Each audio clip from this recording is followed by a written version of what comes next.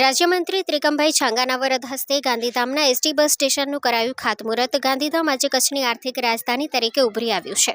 રાજ્યમંત્રી ત્રિકમભાઈ છાંગા માતાના મઢ મુકામે વિશાળ જમીન પર નિર્માણ થનારા અત્યાધુનિક બસ સ્ટેશનનું કર્યું ખાતમુહૂર્ત। કચ્છને મળી અદ્યતન સુવિધાઓથી સજ્જ નવા બસ સ્ટેશનોની ભેટ મહાનુભાવોએ ગાંધીધામ ખાતે કર્યું ભૂમિપૂજન।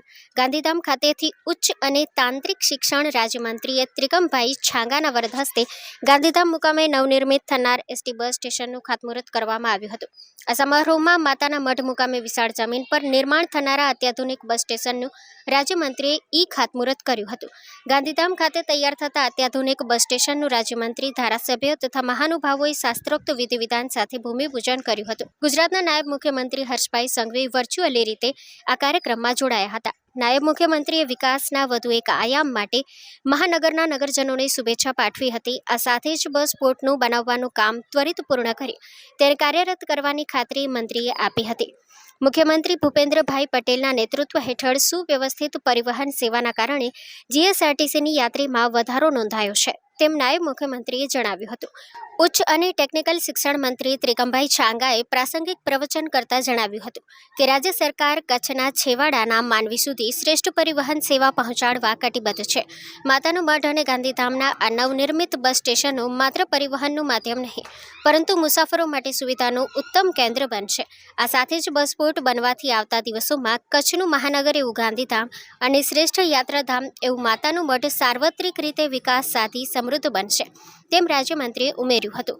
ગાંધીધામ વિશે વાત કરતા રાજ્યમંત્રીએ જણાવ્યું હતું, આઝાદી બાદ સ્થપાયેલું ગાંધીધામ બહુ જ ટૂંકા ગાળામાં વિકાસ સાધીને આજે મહાનગરપાલિકા અને ગાંધીધામ નગરજનોની ખેવનાના કારણે આ મહાનગર તરીકે ઉભરી આવ્યું છે। આ ઉપરાંત રાજ્યમંત્રીએ જણાવ્યું હતું કે વિભાજનની વેદનામાંથી ઊભું થયેલું આ ગાંધીધામ નગર આજે કચ્છની આર્થિક રાજધાની બની ગુજરાતનું મહત્વનું કેન્દ્ર બન્યું છે।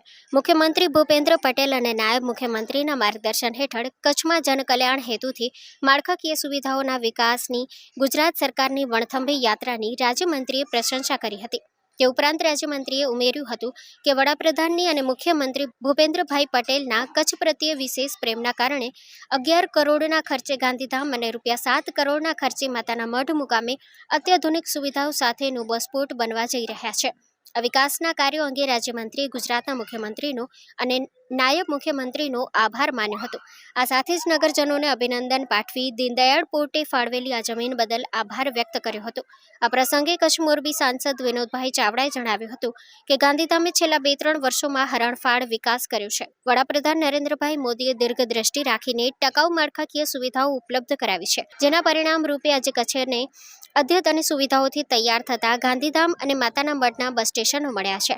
તેઓએ કચ્છના અનેક વિકાસ કાર્યોની નોંધ લઈને ગુજરાતના મુખ્યમંત્રી ભૂપેન્દ્રભાઈ પટેલ તથા નાયબ મુખ્યમંત્રી હર્ષભાઈ સંઘવી પ્રત્યે આભારની લાગણી વ્યક્ત કરી હતી। આ પ્રસંગે અબડાસા ધારાસભ્યએ માતાના મઢ ખાતે નિર્માણ થનારા બસ સ્ટેશન માટે નાગરિકોને શુભેચ્છાઓ પાઠવી મુખ્યમંત્રીનો આભાર વ્યક્ત કર્યો હતો।